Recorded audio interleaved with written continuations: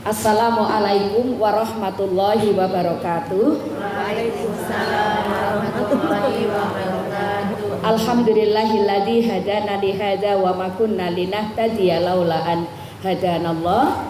Asyhadu an la ilaha illallah wa asyhadu anna nabiyyana Muhammadin sallallahu alaihi wasallam wa ala alihi wa azwajihi wa dzurriyyatihi wa ahli baiti ajmain. Yang sama-sama kita sayangi Mbak Dida beserta pengurus MJF, Mbak Rita, Mbak Mila, ya. Hai, assalamualaikum, Mbak Linda. Lama nggak muncul ya. Dan ibu-ibu semuanya, jamaah Majelis Taklim MJF Muhibbukum Fillah, aku mencintai kalian karena Allah. Alhamdulillah pagi ini kita bisa melanjutkan kajian kita. Dan pagi ini kita akan buka menjawab pertanyaan dari beberapa pertanyaan, termasuk pertanyaan pada Sabtu yang lalu. Salawat dan salam kita sampaikan kepada Nabiullah Muhammad sallallahu alaihi wasallam beserta keluarga dan para sahabatnya, yang insya Allah kita untuk istiqomah tetap di atas manhaj sunnah, yaitu mengikuti jejak Nabiullah Muhammad sallallahu alaihi wasallam, jejak salafus soleh, jejak kaum terdahulu, yaitu generasi terbaik yang dikatakan Rasulullah sallallahu alaihi wasallam. 3 generasi itu adalah generasi terbaik dari generasi sahabat, generasi tabi'in, dan generasi tabi'ut tabi'in. Ibu sekalian, pertama kemarin ada pertanyaan tentang mengkodok sholat ya. Jadi di bagian bab fikih memang kita belum pelajari tentang kodoknya sholat. Kemarin kita baru mempelajari tentang syarat rukunnya, tentang tata caranya, dan wajib serta sunnahnya ya di dalam fikih sholat. Jadi memang belum kita bahas tentang bagaimana mengkodok sholat. Sekarang kita akan jawab pertanyaan. Pertama, mengkodok sholat ya. Kalau tunai itu kan adaan itu sholat tunai. Artinya ibu duhur kerjakan di waktu duhur, asar di waktu asar, maghrib di waktu maghrib, isya di waktu isya, subuh di waktu subuh. Itu adalah adaan tunai. Nah, kalau yang tidak tunai lawannya adalah qada. Nah, qada itu apakah sholat yang kita tinggalkan dengan sengaja? Jadi posisinya ada 2 ya.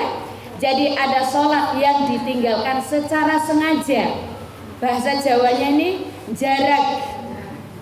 Ya, jarak ya berarti ya. Jarak ya artinya males ya. Boboh, males, pokoknya ya udahlah gitu. Jadi meninggalkan sholat dengan sengaja. Dan berlakunya nggak sebentar, mungkin waktu remaja lo sholat 5 waktu kadang cuma tertunaikan, misalnya 2 waktu, yang 3-nya hilang.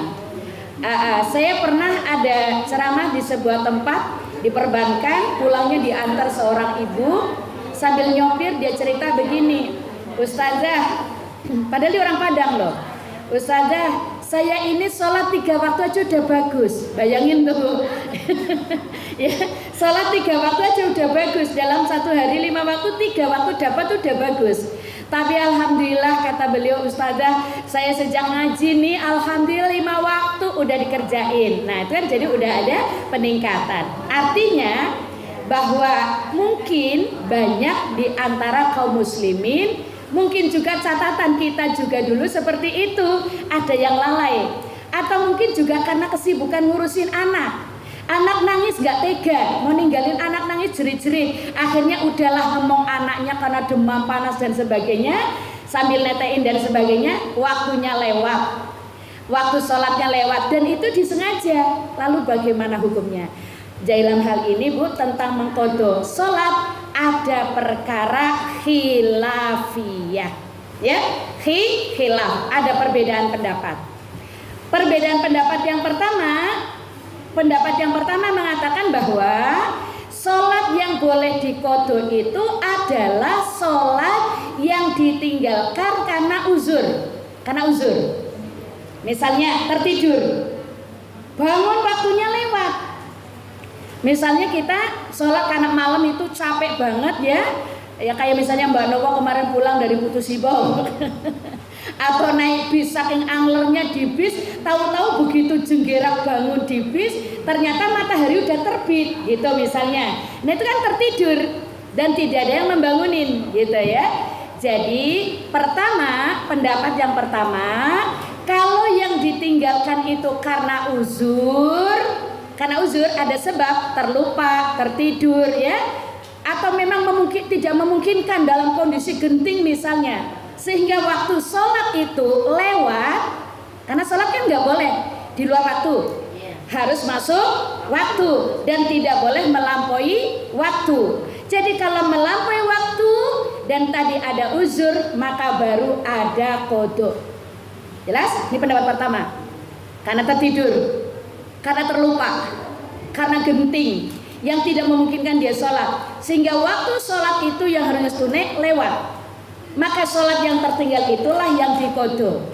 Seperti pernah saya ceritakan ketika Rasul Shallallahu Alaihi Wasallam perang bersama para sahabat, karena dalam keadaan capek, lelah sekali, maka kemudian sahabat Nabi, sang muadzin Nabi yaitu Bilal bin Rabah, silakan Mbak Sari Dewi, ya pokoknya Sari atau Dewi lah, baca.